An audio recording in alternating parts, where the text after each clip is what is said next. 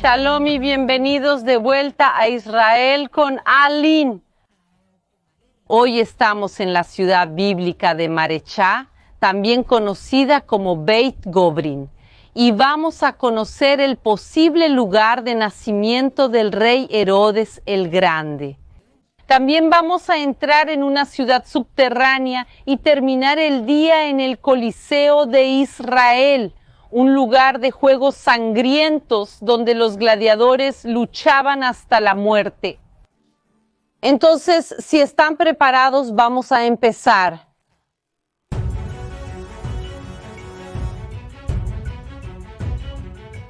La primera vez que se menciona la ciudad de Marechal en la Biblia es en el libro de Josué. Eso significa que esta ciudad tiene más de 3000 años de historia. Y no era cualquier ciudad, era una ciudad importante. Sabemos esto también porque el rey Roboam, el hijo del rey Salomón, va a fortificar mucho esta ciudad para protegerla y a todo Israel de las invasiones egipcias. Pues sí, los egipcios no se conformaron con mantener al pueblo de Israel como esclavos durante 400 años, y sí, durante siglos y siglos intentaron conquistar la tierra de Israel. Y ahora quiero invitarlos a entrar conmigo en esta casa que tiene más de 2000 años para entender cuál es la conexión del rey Herodes el Grande con este lugar. ¡Vamos allá!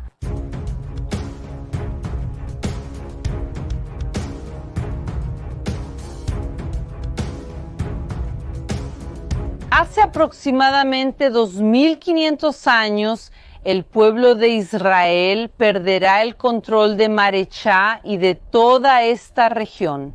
Y esta región pasa a ser controlada por otro pueblo, llamados los edomitas, como podemos ver en este mapa. ¿Y quién era edomita? La familia del rey Herodes. No toda la familia, él venía de una familia extremadamente cosmopolita, mezclada. Su madre era nabatea, una princesa árabe, su padre edomita. Su abuelo paterno se convierte al judaísmo, entonces él tiene ahí la influencia de varias culturas. Y esto va a ser extremadamente importante. ¿Por qué? Porque cuando los romanos conquistan la tierra de Israel, necesitan elegir a un rey para gobernar la región. La mayoría de las personas que vivían aquí entonces eran judíos, parte del pueblo de Israel, y no querían ser gobernados por extranjeros. Pero los romanos también tenían miedo de poner a un judío en el gobierno y que este judío fuera más leal a los intereses del pueblo de Israel que a los intereses romanos.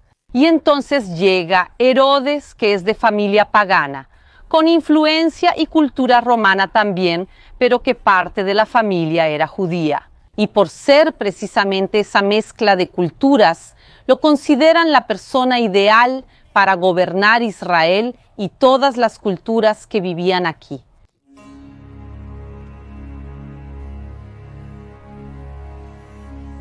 ¿Y dónde nace exactamente el rey Herodes?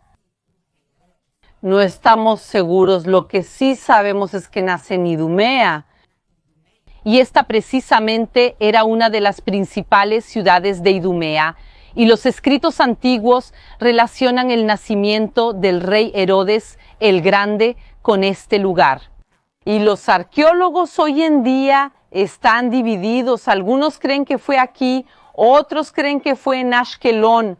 Pero hay una posibilidad de que el rey Herodes el Grande haya nacido precisamente en la ciudad que vamos a visitar hoy. Y esta casa en la que estamos es precisamente de esa época. Y no simplemente una casa, gente. Esto era una mansión, una casa de lujo. Entonces es una posibilidad de que Herodes haya nacido aquí en Marechal y en una casa muy parecida a esta. Una casa lujosa, ya que su familia era muy rica.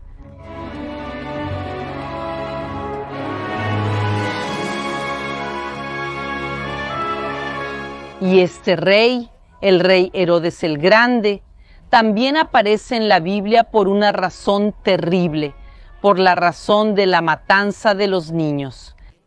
La Biblia nos cuenta que fue él el rey que ordena matar a los niños en la región de Belén y de Judea cuando Jesús nace. Pero todas las cosas terribles que el rey Herodes hace en vida, también le van a suceder cosas terribles al final de sus días, porque el historiador Flavio Josefo, un historiador del primer siglo, nos describe cómo es la muerte de Herodes.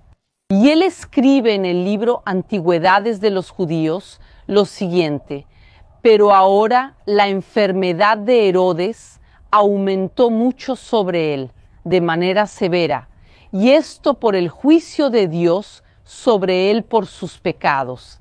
Y Flavio Josefo sigue describiendo esta enfermedad y cuán terrible era. Tenía un apetito insaciable y por más que comía no se saciaba. Sus entrañas tenían úlceras y sufría dolores violentos en el colon. También tenía problemas en los pies y en el estómago. Su aliento olía como el de un muerto.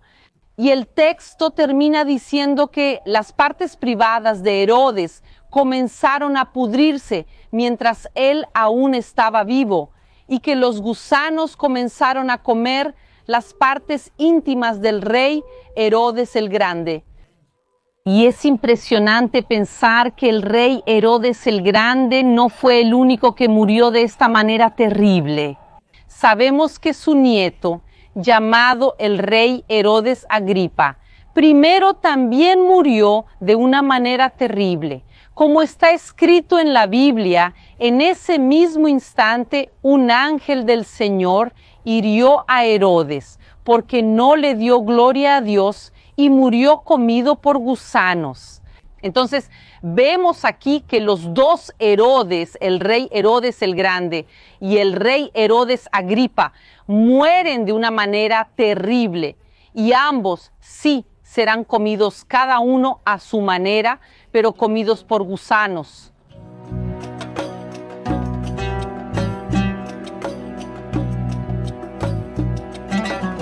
Pero no solo personas malas nacieron en esta ciudad. Aquí en Beit Govrin, Maresha, nació el profeta Miqueas, uno de los profetas de Dios según la Biblia.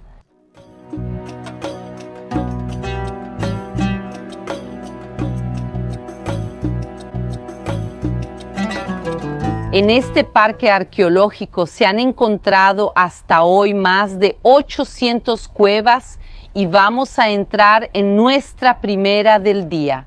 ¡Vamos allá! Vamos a comenzar ahora nuestra aventura subterránea.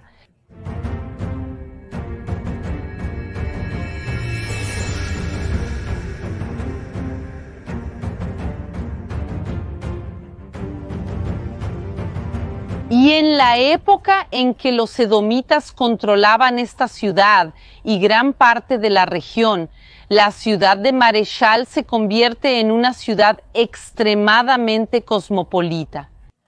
Imaginen que diferentes pueblos vivían aquí y sus culturas se mezclaban. Y ahora entramos en una parte subterránea, en una cueva sidonita. Sidón era una de las principales ciudades portuarias fenicias. Entonces, imaginen que quienes vivieron aquí en esta comunidad eran fenicios, pero ellos no vivían aquí dentro, vivían en casas afuera, porque este en realidad es su cementerio. Sabemos por las inscripciones de este lugar que quien fue sepultado aquí fue Apolofanes, el líder de la comunidad sidonita, y que fue líder de la comunidad durante 33 años y murió a los 74 años. Hoy en día, gente, 74 años puede que no suene tanto, pero una persona que vivió 74 años hace más de 2000 años era considerado realmente un anciano y por eso fue sepultado en uno de estos espacios. ¿Cómo funcionaba el sepulcro? El cuerpo de la persona se colocaba, se ponía algo aquí para cerrar la entrada, se esperaba un año y después de un año lo abrían y solo quedaban los huesos. Y luego recogían los huesos y los ponían en la macefá, que es este espacio aquí.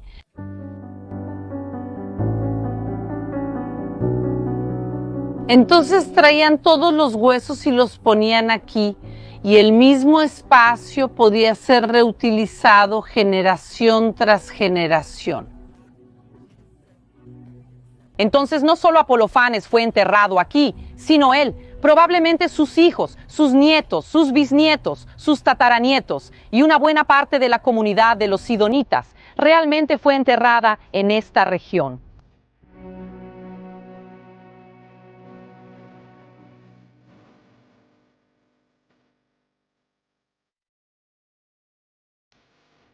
Y estos maravillosos dibujos que están aquí en las paredes nos muestran lo que las personas que vivían aquí y que también murieron aquí creían y cómo era su día a día. Aquí podemos ver una serie de representaciones de animales, pero noten que hay algunas cosas extrañas aquí. Primero, encima de mí hay un rinoceronte que no parece exactamente un rinoceronte. ¿Por qué? Porque la persona que dibujó este rinoceronte probablemente nunca vio uno personalmente en su vida, ya que aquí en la región no hay. Entonces se basó en dibujos de otras personas o en los relatos que escuchó. Y por eso algunos animales son un poco diferentes. El rinoceronte, aquí el puercoespín y creo que el más extraño aquí entre todos es el último, que es un león que en realidad no tiene melena. En lugar de melena tiene una barba. Pero estos dibujos no fueron elegidos al azar. Fueron colocados aquí en representación a las creencias de esas personas. Y aquí vemos a Cerberus, un perro de 3 cabezas, que según la mitología griega custodiaba la entrada al inframundo. Y tiene todo el sentido que fue colocado aquí para separar el mundo de los vivos del mundo de los muertos. Una cosa que quizás no tenga tanto sentido, pero que está aquí hasta el día de hoy, es este texto. Este texto es un poema romántico. No habla sobre los muertos, sino sobre el amor. ¿Por qué fue colocado aquí? Nadie sabe, pero el registro de los miedos de las personas, de los amores y de la vida cotidiana continúa aquí hasta el día de hoy.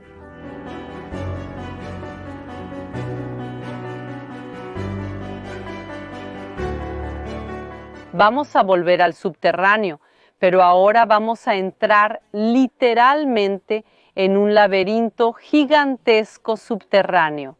Una de las cosas más impresionantes que existen aquí en Israel y declaradas como Patrimonio Histórico de la Humanidad por la UNESCO.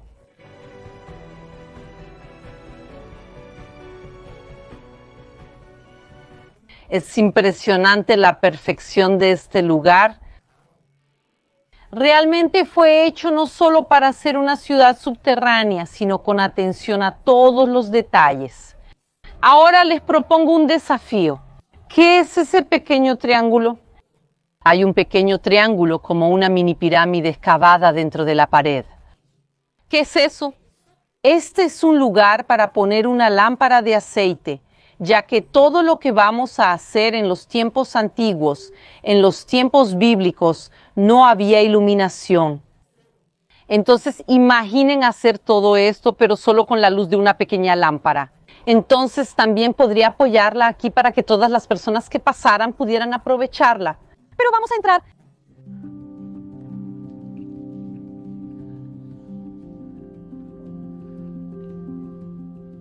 Vaya, qué fresco es aquí dentro. Para aquellos que desean conocer Israel en verano, hacer recorridos subterráneos como este es una excelente opción para escapar de las horas más calurosas del día. Y quiero que ustedes miren aquí arriba, que también aquí hay muchos de estos agujeros en la pared. Pero estos agujeros son mucho más grandes que el pequeño agujero de la lámpara. ¿Para qué se usarían todos estos agujeros? ¿Alguien ya ha logrado entender qué son estos agujeros? Voy a contarles la respuesta en unos minutos Y durante esos minutos pueden intentar adivinar y dejar sus suposiciones aquí en los comentarios. Pero voy a darles una pista. Cuando este lugar estaba en uso en tiempos bíblicos y antiguos, este lugar era extremadamente ruidoso. Entonces, ¿qué podría haber aquí que hiciera tanto ruido? Pero este complejo es conocido como el laberinto y no es en vano el nombre. Entonces, ahora vamos a seguir caminando por dentro de este laberinto.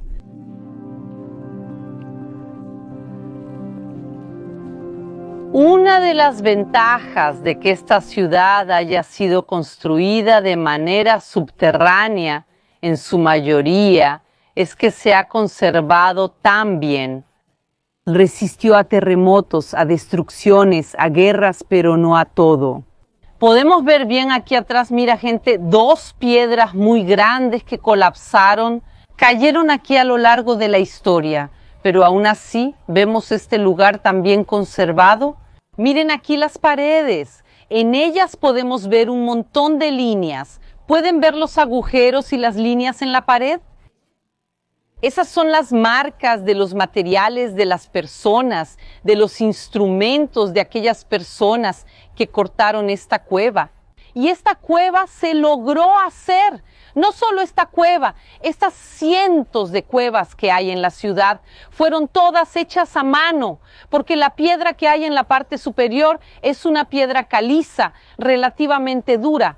Pero toda piedra que está aquí en la parte subterránea es una piedra extremadamente maleable y fácil de trabajar.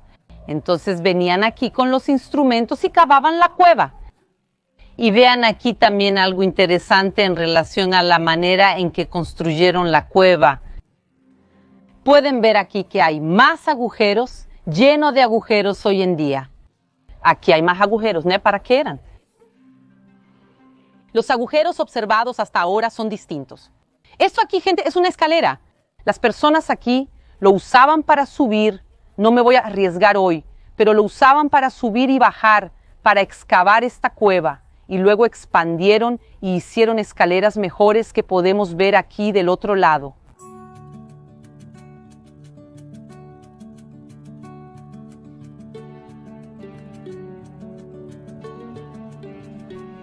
Miren esta piedra gigante de la que hablamos antes que se derrumbó. De este lado podemos ver claramente que era parte de estas escaleras que subían y una vez más la perfección del trabajo de este lugar. Aquí podemos ver hasta la barandilla. Tenían barandilla escaleras, es decir, un lujo en esa época, aún más para una ciudad subterránea. Pero vamos a seguir en nuestro laberinto.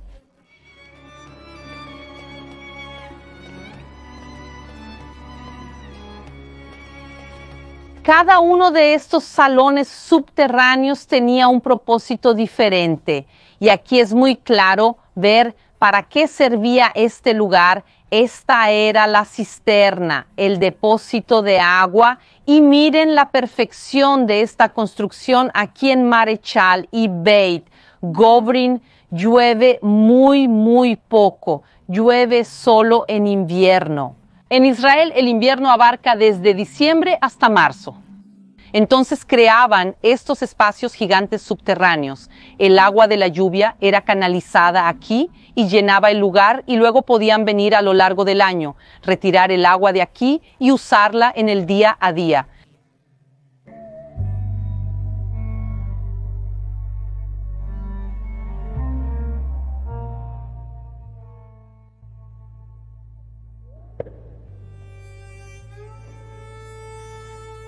Miren por dónde salimos otra vez. Mirando aquí abajo podemos ver la cisterna, la misma cisterna en la que estábamos antes. Como dije, es un laberinto, así que salimos por abajo, damos toda la vuelta y salimos por arriba. Y ahora vamos a seguir en nuestro viaje subterráneo, que tiene varios pisos, como pueden ver.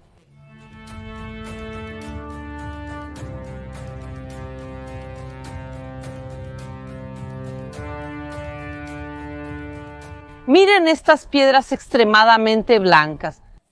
son una especie de tiza.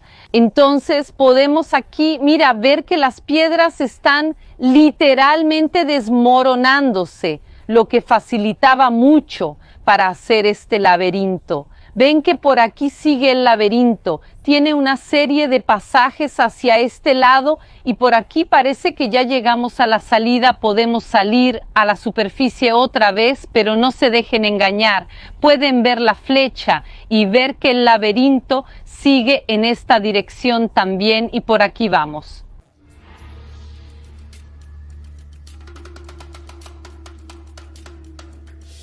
Y ahora vamos a tener la respuesta de los agujeros en la pared para ver quién acertó lo que eran.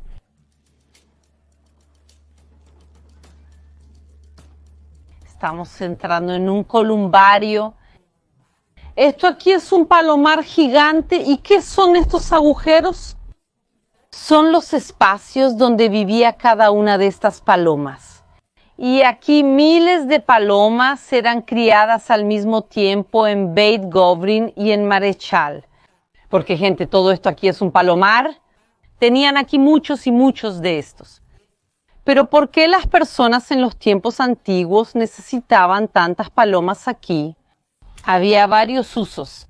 El primero es el más clásico, palomas mensajeras. Podían usarlas para comunicarse con otras ciudades aquí en la región. También criaban las palomas por sus huevos. Miren aquí, gente, podemos ver su tamaño mucho mejor aquí. Usaban huevos de paloma para comer y también comían las propias palomas. La carne de paloma era muy consumida tanto en la tierra de Israel como en toda esta región del mundo antiguo. Tenían algunos usos más. Uno no tan bonito, pero sí importante para ellos, eran las heces de las palomas. Reunían todo en medio del palomar y luego lo llevaban de aquí a los campos agrícolas, porque las heces de las palomas se utilizaban como fertilizante en la agricultura. También las plumas podían ser lavadas y utilizadas para producir almohadas, cobijas y cosas cómodas para la época. Y por último, también hay un motivo sagrado, un motivo religioso, ya que tanto los judíos como los paganos en el mundo antiguo sacrificaban palomas en sus templos. Y hablamos del ruido de este lugar. Imagina miles y miles de palomas. Debía ser realmente una sensación estar aquí en aquella época. Los habitantes de Beit Gobrin ya no existen más, pero las palomas siguen aquí hasta el día de hoy. Aquí en el pasaje podemos ver algunas palomas allí en las piedras, es decir, las palomas son las únicas que siguen aquí desde aquella época.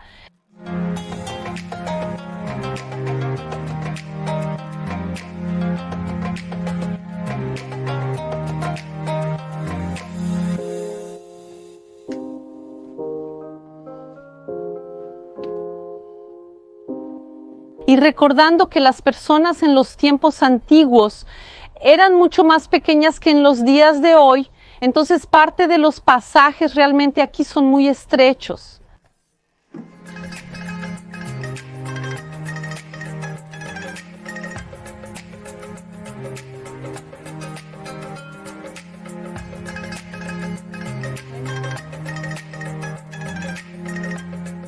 Entramos en otro columbario, otro palomar más pequeño que aquel, pero también se criaban más palomas aquí. Este es un laberinto, esta es una pequeña parte en realidad de Bergobrin. Los laberintos son mucho más grandes, pero incluso aquí no estoy segura de dónde y cuándo será la salida. Así que seguimos caminando y todo el tiempo pensamos que estamos llegando a la luz al final del túnel. Y de repente hay más y más y más habitaciones. Realmente puedes pasar horas aquí abajo en el subterráneo, pero todavía tenemos mucho que mostrarles en esta ciudad y también tenemos que mostrarles el Coliseo. Así que vamos. Ahora sí, gente, hemos llegado a la luz al final del túnel. Vamos a subir de nuevo al nivel del suelo, salir de los subterráneos y luego vamos a seguir descubriendo esta ciudad. Increíble, vamos allá.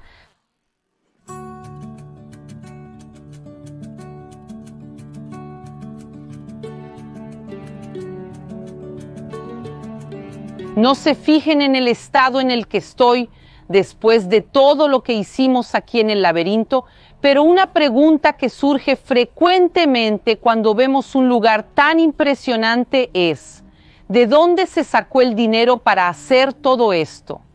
¿Construir una ciudad subterránea no es nada barato? ¿Cuál era la economía de la ciudad? La principal fuente de ingresos era precisamente esto aquí. Era la producción de aceite de oliva. Esta es una fábrica de aceite de oliva de 2200 años y está extremadamente bien conservada. Es raro encontrar lugares tan bien conservados, pero una vez más, al estar bajo tierra, este lugar fue enterrado y se conservó. Todo lo que vemos de madera obviamente no es original. Lo que vemos de madera se colocó para que pudiéramos ver y entender cómo se veía, pero todo lo que es de piedra es 100% original. ¿Cómo funcionaba esta fábrica? Toda la región estaba llena de árboles de olivo y todavía hay muchos aquí hasta el día de hoy, pero recogían las aceitunas en la época de cosecha y las traían aquí a la fábrica. El primer paso es que las aceitunas se colocaban dentro de este espacio y esta piedra se rodaba sobre ellas.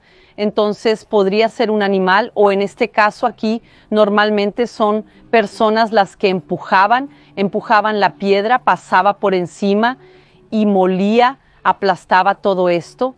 Y lo que salía de este proceso no era aceite de oliva, solo salía una pasta mezclada que tenía las cáscaras, semillas, el aceite, todo junto. Y por eso se necesitaba el segundo paso, que es la separación de toda esta masa, de esta mezcla del aceite de oliva, que es lo que realmente querían. Y eso se hacía aquí.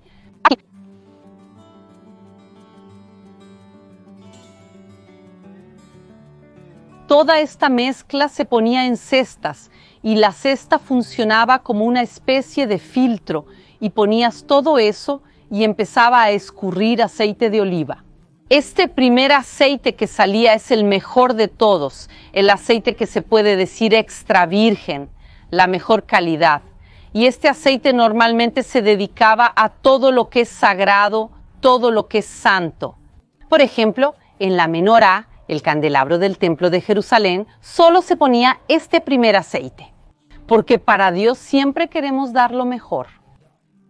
Después de que deja de escurrir este aceite, lo que tienes que hacer es poner presión sobre la cesta y entonces comienza a salir más aceite. Y precisamente este es el aparato de presión. Allá en el fondo vemos las cestas de paja. Imagina que dentro de ellas están estas aceitunas y este tronco de madera se coloca encima y comienza a presionar y más aceite va escurriendo. El segundo aceite, que todavía es un aceite muy bueno, ¿para qué se usaba? Se utilizaba para comida y para medicina. A menudo aplicaban aceite sobre heridas y problemas que la persona tenía en el cuerpo. Entonces, después de que se acaba de extraer el aceite, van a poner más presión usando estas piedras. Ataban el tronco a una de estas piedras y esta enorme piedra tiraba de la madera hacia abajo y ejercía aún más presión sobre las cestas y así salía más aceite. Y puedes encajar 1, 2, 3 piedras y cada una va añadiendo peso. Pero cuanto más presión pones, más aceite sale, pero al mismo tiempo empiezan a salir impurezas. Comienzan a salir pedacitos de la cáscara, las semillas comienzan a romperse y se vuelven amargas. Entonces vas disminuyendo la calidad del aceite. ¿Y para qué se usaba el aceite más simple de todos? Justamente para las lámparas. Las lámparas colocadas en los espacios de la pared, como vimos al inicio de nuestro recorrido. Entonces vean cómo todo está conectado y en esa parte de allá se juntaba el aceite y se vendía y se usaba para sostener toda esta gran ciudad.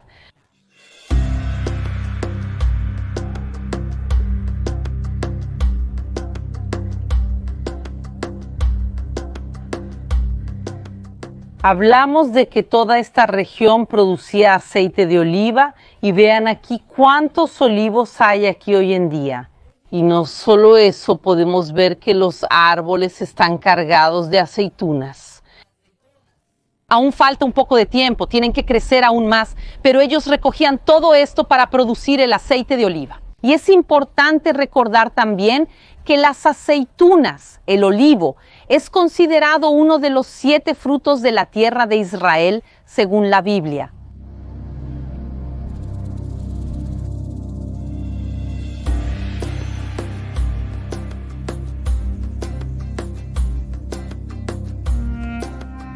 En el año 136 después de Cristo, los romanos van a destruir la última gran rebelión judía conocida como la rebelión de Bar Corba. Van a matar a miles de judíos y expulsar a la mayoría del pueblo de Israel de su tierra. Y como agradecimiento, el César de Roma ordena aquí en Beit Govrin Marechá la construcción de un gran anfiteatro, como si fuera un pequeño coliseo. Miren esta construcción colosal, este es un anfiteatro, es un lugar para espectáculos que tenía espacio para 3.500 personas. Y algo interesante es que sigue en uso hasta el día de hoy. Aquí se realizan grandes conciertos en verano. Así que podemos ver aquí las sillas y toda esta infraestructura preparada para los conciertos de hoy en día. Pero las presentaciones que ocurren hoy en día son muy diferentes a las que sucedían aquí en tiempos romanos. Vamos a bajar ahora a la arena y descubrir qué tipos de espectáculos sangrientos se realizaban en este lugar.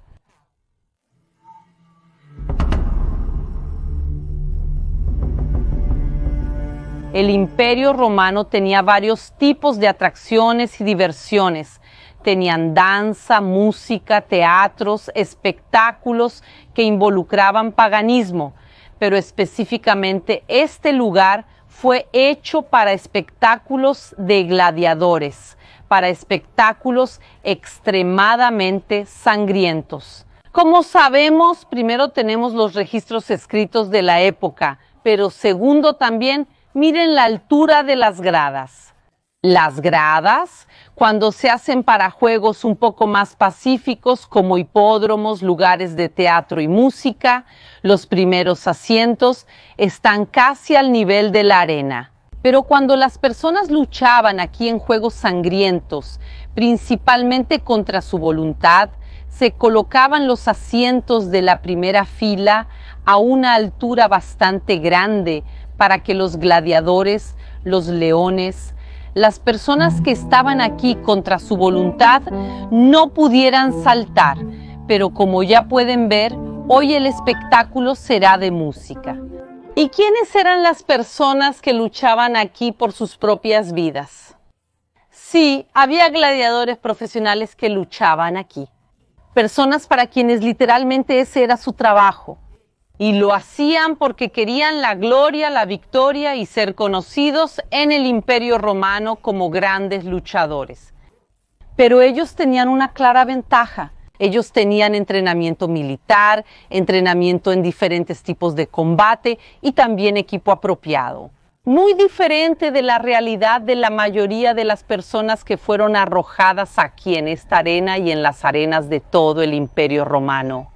La mayoría de las personas fueron traídas aquí contra su voluntad y podrían ser esclavos, pero también muchos judíos y cristianos fueron asesinados en esta arena. A los romanos no les gustaban los judíos y cristianos por varias razones, entre ellos porque los judíos y cristianos se negaban a participar en el culto pagano de Roma. Se negaban a sacrificar animales en los templos de dioses extraños y tampoco sacrificaban para el emperador de Roma, y eso era visto como una traición. Y por eso judíos y cristianos fueron perseguidos por mucho tiempo en el Imperio Romano y asesinados de maneras terribles. podían ser crucificados, quemados vivos, llevados como esclavos a las minas romanas o aquí arrojados a los leones y animales salvajes. Y el sufrimiento de estas personas era entretenimiento, era diversión para la audiencia que estaba aquí alrededor.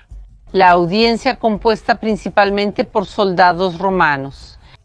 Y es realmente triste ver cómo en el pasado el sufrimiento de judíos, cristianos, esclavos y otras personas dentro de estas arenas era considerado una diversión, una parte del día a día de estos soldados romanos estacionados aquí en esta región.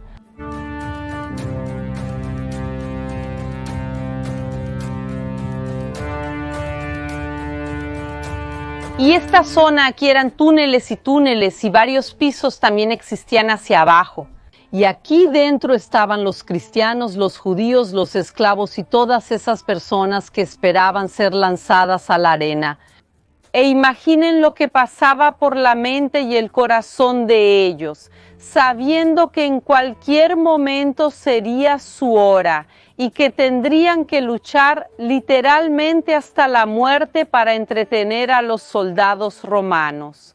Entonces, sin duda alguna, aquí era un lugar de mucha tensión, de sufrimiento y de personas realmente inocentes condenadas a la muerte por los romanos y realmente una muerte muy sufrida.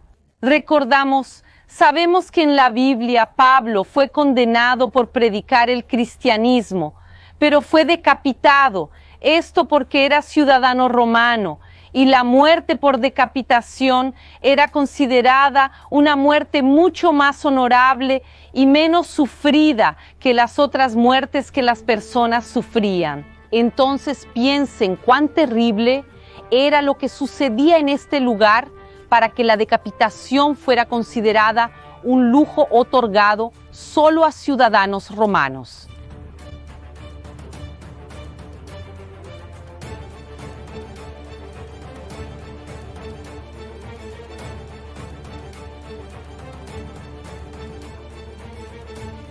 Este lugar nos refleja la historia del cristianismo que comenzó como una religión prohibida y perseguida por los romanos, como acabamos de ver en ese mini coliseo en el anfiteatro, donde los cristianos eran puestos a morir con animales y otros gladiadores.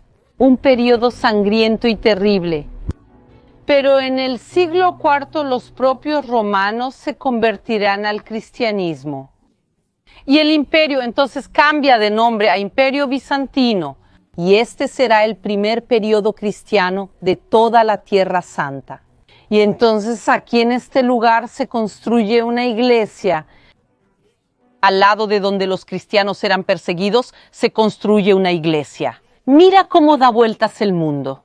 La iglesia aquí será destruida y luego reconstruida en el periodo de las cruzadas, que son los restos que vemos aquí ahora.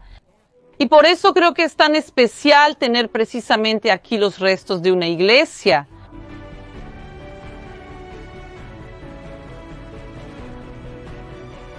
Miren lo que es la historia de la ciudad de Marechá y Beit Gobrin. Qué altibajos ocurren en este lugar. Aquí nace el profeta Miqueas, pero aquí quizás también nació el rey Herodes, que fue un sanguinario. Aquí la arquitectura se utiliza para hacer una ciudad subterránea entera, pero también se construye para hacer un coliseo gigantesco, un anfiteatro usado para matar judíos y cristianos. La ciudad nos muestra lo mejor y lo peor que la tierra de Israel y la humanidad pueden mostrarnos. Espero que hayan disfrutado del video de hoy. Un gran abrazo y nos vemos en la próxima.